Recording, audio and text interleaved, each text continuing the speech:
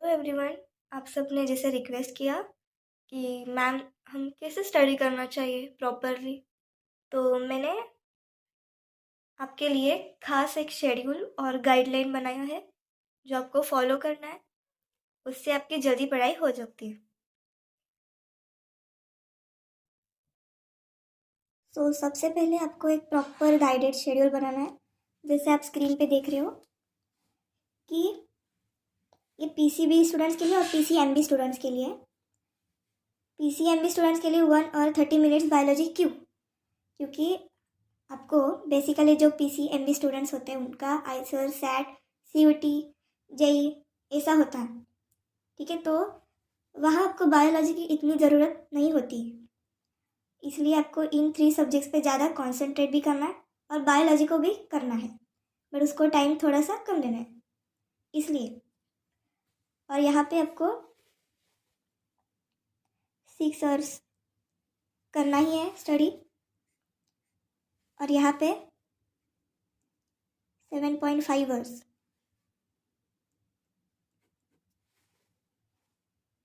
क्योंकि आपका एक सब्जेक्ट बढ़ रहा है इसलिए आपको थोड़ा स्टडी ज़्यादा करना है। और मैं ये सिर्फ क्लासेस की बात नहीं कर रही हूँ, ये मैं सेल्फ स्टडी की बात कर रही हूँ। और अब मैं आपको बताती हूँ कि कैसे स्टडी करना है।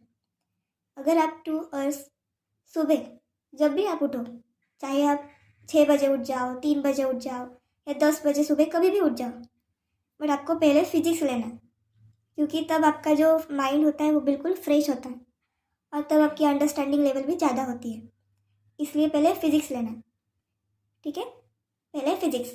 दोपहर को खाना पीना खा के आप अच्छे से आराम करके फिर से उठिएगा और फिर 2 आवर्स केमिस्ट्री कीजिएगा, क्योंकि केमिस्ट्री इज़ माइल्ड सब्जेक्ट इसलिए उसको ज़्यादा इतनी ज़रूरत नहीं है सुबह स्टडी करने के लिए। अगर आपको कुछ सब्जेक्ट हार्ड लग रहे हैं तो चाहिए आप सुबह कर सकते हो। और रात को बायोलॉजी कीजिएगा, उससे आपका जो बायोलॉजी एकदम सिंपल है, तो आपका जो एनर्जी लेवल होगा वो ज़्यादा होगा। तब आप बायोलॉजी तक करोगे तो आपको फ्रेश फील होगा। ठीक है, और मैथ्स की बात रही, मैथ्स आप रात को करोगे। ये मैंने अब आपको पीसीबी स्टूडेंट्स के लिए समझा दिया। अब मैं पीसीएम का समझाती हूँ। ये तो आपको सुबह करना ही है। ठीक है, थोड़ा सोने के बाद फिर से केमिस्ट्री शुरू करो। केमिस्ट्री आप फिजिक्स अगर आपने 9 से 11 बजे तक शुरू किया है तो केमिस्ट्री आपको 2 से 4 बजे तक करना है। फिर मैथ्स आपको शाम में 6 से 8 बजे तक करना है। ठीक है, और फिर हम एनर्जेटिक होते हैं तब बायोलॉजी करते हैं हम तब। तो तो ये आपको 9 से शुरू करना है, 10:30 तक आपका सब स्टडी हो जाएगा। और ये क्लासेस के जो टाइमिंग है ना आपके, वो आपको बैलेंस करना होगा, क्योंकि सेल्फ स्टडी इज की फॉर योर लाइफ। जब आप सेल्फ स्टडी करते हो तो आपको आपकी गलतियाँ भी समझ आती हैं। अगर आप क्लास में जाओगे तो आप प्लीज़ रहोगे कि मुझे कुछ समझ ही नहीं आ रहा, और जब आप सेल्फ स्टडी करोगे तो आपको और ज़्यादा समझ आएगा। तो हमारा सेकेंड पॉइंट है कि मोस्ट हेल्पफुल रिसोर्सेज क्या है। सबसे पहले तो एनसीईआरटी है सब एग्ज़ाम के लिए।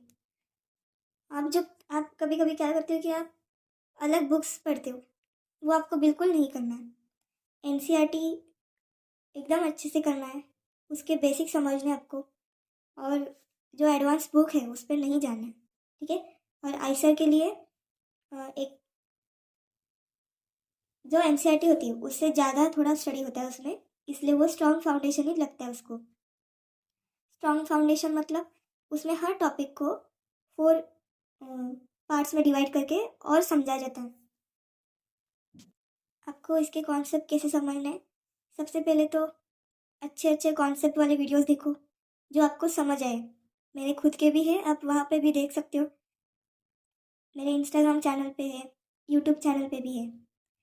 और फिर आपको डायग्राम्स देखने हैं। डायग्राम्स में आपको हार्ट का डायग्राम है तो हार्ट के डायग्राम में वेना कावा किधर है, सुवेरियन कैविटी कहाँ है, ये आपको देखना है और समझना है कि क्यों है, तो उसके एग्जाम्पल भी आपको देना होता है।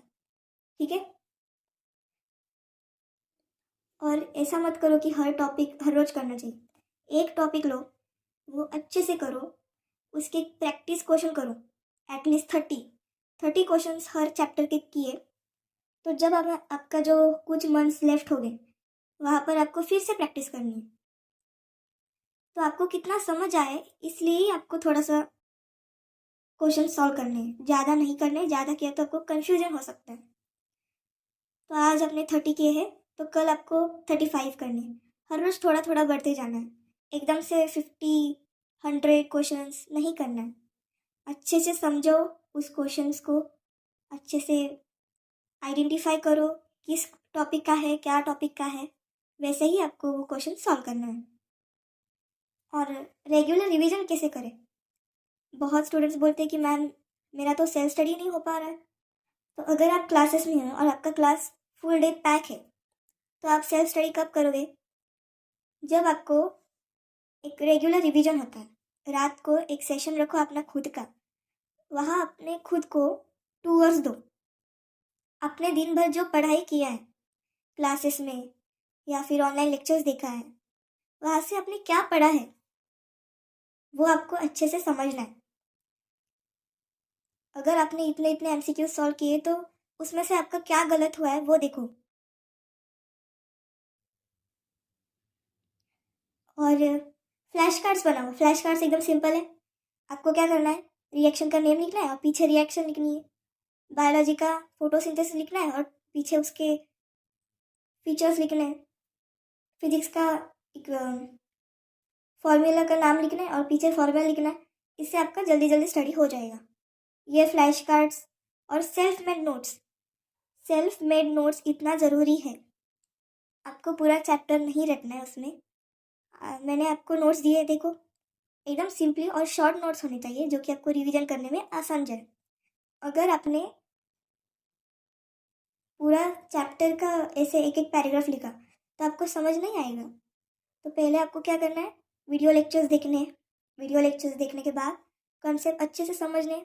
कॉन्सेप्ट समझने के बाद आपको उसके सेल्फ मेड नोट्स बनाने, वो बहुत ज़रूरी। वो नोट्स एटलीस्ट 1 to 3 पेजेस के ही होने चाहिए, ज़्यादा नहीं। अगर वो फिजिक्स के हैं तो सिर्फ फॉर्मूला और उसके आगे क्यों करते हैं यही लिखना है। अगर आपको ये नोट्स भी बनाना पॉसिबल नहीं है तो आप मुझे डीएम कीजिएगा, मैं आपको भेज दूँगी। और मेरे जो नोट्स हैं मैं वो एनसीईआरटी के बेस ही देती हूँ। अगर आंसर है तो मैं उस टाइप के ही देती हूँ। तो ऐसा नहीं कि मैं अलग अलग देती हूँ, मैं सबको वैसा ही देती हूँ। अगर आपको कुछ स्टूडेंट्स को ये भी प्रॉब्लम होता है कि उनको क्वेश्चंस समझ नहीं आते, तो उसके लिए क्या करना है, उसके लिए आपको सबसे पहले कंसेप्ट समझना है। जैसे मैंने बोला कि अगर आपको फोटोसिंथेसिस का पूरा चैप्टर पता नहीं है तो आपको साइक्लिक और नॉन साइक्लिक फोटो लॉरिएशन कैसे समझ आएगा। वैसे ही आपको हर कॉन्सेप्ट अच्छे से समझना है। जब आप समझोगे तभी आपको हर चीज़ आने वाली है। और आपको रश नहीं करना है, आपको अच्छे से कॉन्सेप्ट समझना है। तो हमारा नेक्स्ट पॉइंट है 0 to hero। मतलब थोड़ा फनी है बट सच में। अभी मेरे पास कुछ स्टूडेंट्स हैं जिनका कुछ भी स्टडी नहीं हुआ है, और जिनका स्टडी नहीं हुआ है उनके लिए ना एक प्रॉपर गाइडेंस मैं देती हूँ। अगर अभी ऑलमोस्ट 6 महीने रह गए नीट और जे के लिए 2 मंथ्स, तो अभी 0 to hero होने के लिए आपको थोड़ा सा तो कमर कस के लेना होगा। ओके, तो उसके लिए आपको सबसे पहले ये पूरा प्रोसेस फॉलो करना है। ये और ये प्रोसेस फॉलो करने के बाद फिर हम PYQ अच्छे से प्रैक्टिस करना है। बहुत सारे बुक्स आ जाए। अगर आपके पास बुक्स भी ना हो मेरे से लो, मैं आपको हर रोज़ PDF सेंड करूँगी। आप हर रोज़ वो सॉल्व करना और आपके जो मॉक टेस्ट होते हैं वो एनालाइज करो। मतलब कितने कम आ रहे, क्यों कम आ रहे, ये नहीं सोचना है। आपको ये सोचना है कि मैं कहाँ गलत थी, मैं किधर गलत थी, मेरा कहाँ सही था, मेरा क्या कॉन्सेप्ट क्लियर हुआ है और क्या कॉन्सेप्ट क्लियर नहीं हो रहा है। और ये जो मार्क्स आते हैं ना, इस पर भरोसा मत रखियो, कभी भी मत। क्योंकि वो मार्क्स आपकी लाइफ नहीं बताता ना, आप स्ट्रेसफुल हो जाते हो, सब हो जाते हो। स्ट्रेस तो बिल्कुल मत लेना है। स्ट्रेस लोगे तो नीचे आओगे, अगर आप फ्री माइंड रहोगे तो आप आगे जाओगे। इसलिए फ्री माइंड रखिए, आगे जाना है आपको। ऐसे मत सोचो कि मार्क्स नहीं कम आए तो मैं कैसे करूँ, मैं क्या करूँगी, ऐसे बिल्कुल मत थिंक करो। आप अच्छे से करोगे तो ही आप आगे जाओगे। जो आप रोज़ का रोज़ करोगे ना, तो मैं आपको गारंटी देती हूँ कि आप अच्छे नंबर से ही आओगे। इसलिए आप अगर मेरी फुल गाइडेंस फॉलो करोगे तो मैं आपको वहाँ तक ले जा सकती हूँ। अगर आपने उसको बीच में किया, बीच में नहीं किया, तो वो क्या हो जाएगा, पूरा सिस्टम ब्रोक हो जाएगा। पूरा सिस्टम ब्रोक होने के बाद आपको और स्ट्रेस आएगा। घर वाले तो समझते नहीं आपके कि आप किस दौर से गुजर रहे हो। इसलिए आपको आपका खुद का भी ध्यान रखना है। थोड़ी एक्सरसाइज करो, थोड़ा खाना पीना डाइट अच्छे से रखो। कुछ स्टूडेंट तो इतने स्ट्रेस में आते हैं कि वो खाना ही भूल जाते हैं। ऐसा नहीं करना है। अगर आपको आपका ब्रेन शार्प चाहिए तो उसके लिए आपको खाना भी है, सब अच्छे से करना है। एक्सरसाइज मतलब आपको जिम में जाने की ज़रूरत नहीं है। आप सिर्फ और सिर्फ अच्छे से 10 मिनट्स या 15 मिनट्स के लिए सुबह सो जब आप उठोगे तब आपको मेडिटेशन करना है। मेडिटेशन आपको एकदम क्लाम रखेगा स्टडी करने के लिए। इसलिए मेडिटेशन करना है आपको, खाना अच्छे से खाना है और स्ट्रेस बिल्कुल नहीं लेना है। अगर कुछ भी प्रॉब्लम हो, आधी रात भी प्रॉब्लम हो ना आपको स्टडीज़ में, तो आप मुझे फ़ोन में आपको पता है मैं ऑनलाइन होती हूँ, क्योंकि मुझे इंसोम्निया है। It's okay. तो आपको क्या करना है फिर, अगर कुछ भी प्रॉब्लम आ जाए स्टडीज़ में, कुछ लोगों को रात को स्टडी करने में अच्छा लगता है, कुछ को दिन में, तो आपको जब भी अच्छा लगे तब मुझे मैसेज कीजिएगा। आपको कुछ डाउट हो, कुछ नोट्स चाहिए, आपको नोट्स बनाना नहीं आ रहे क्योंकि आपके बिजी शेड्यूल में, तो मुझसे पूछ लेना, मैं आपको ज़रूर दूंगी। ओके।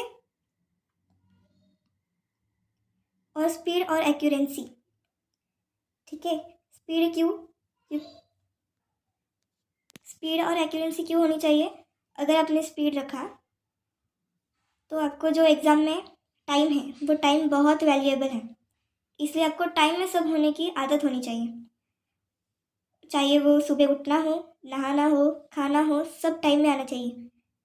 और एमसीक्यूज जो होते उसको एटलीस्ट 30 सेकेंड्स ही लगने चाहिए। इतना अच्छा आपका कॉन्सेप्ट ठीक होना चाहिए कि आपको जल्द से जल्द स्पीड में सब आना चाहिए। अगर आपको वैसे भी नहीं हो रहा है तो मुझे पूछिएगा, मैं आपको मदद करूँगी, डोंट वरी। और ज़्यादा से ज़्यादा आप किसी को कंपेयर मत कीजिएगा, क्योंकि आप क्या करते हो, इस लड़की का ज़्यादा स्टडी हुआ है, मेरा कुछ नहीं हुआ है, इस लड़के का सब हुआ है, मेरा नहीं हुआ है। ऐसा नहीं करना है, क्योंकि सबकी जर्नी अलग है, सबका दिमाग अलग है, सबके टैलेंट अलग है। आप में जो टैलेंट है वो किसी और में नहीं होगा, जो किसी और के टैलेंट में है वो आपके पास नहीं होगा। तो ऐसे ही बिल्कुल शांत से आपको पेपर देना है। इसलिए आपको शांत से अच्छे से पढ़ाई करनी है। ओके। मुझे भरोसा है आप सब पर कि आप सब ठीक करोगे। And all is well. आपको अगर कुछ हेल्पफुल लगे तो प्लीज़ आपके फ्रेंड्स को भी शेयर कीजिएगा और सब्सक्राइब कीजिएगा वैष्णवी साइंस स्ट्रीम एकेडमी, जहाँ पर आपको वैल्यूएबल कंटेंट मिलेंगे। और good luck with your studies. और एक बात बताना चाहती हूँ, जो लोग ऑनलाइन के काउंसलिंग करते हैं, ठीक है ना, उनका पूरा शेड्यूल पैक होता है। अगर आपको शेड्यूल पैक नहीं करना है तो मैं खुद एक ऑनलाइन क्लासेस लेती हूँ, जहाँ पर आप देखोगे मेरे इंस्टाग्राम पेज पे। तो अगर आपको कुछ अच्छा लगे तो आप मेरे से ही ज्वाइन होना।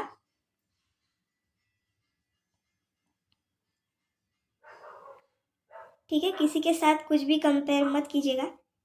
Good luck with your studies. Okay. और लाइक कीजिएगा, सब्सक्राइब कीजिएगा और वैल्यूएबल कॉन्टेक्ट के लिए थैंक यू। और मैंने आपको डिस्क्रिप्शन में एक पीडीएफ दिया है, उसमें आपको मैं समराइज़ कर रही हूँ ये पूरे टॉपिक्स, आपको क्या करना है, क्या नहीं करना है, कौन से बुक्स रेफ़र करने हैं। Okay, bye.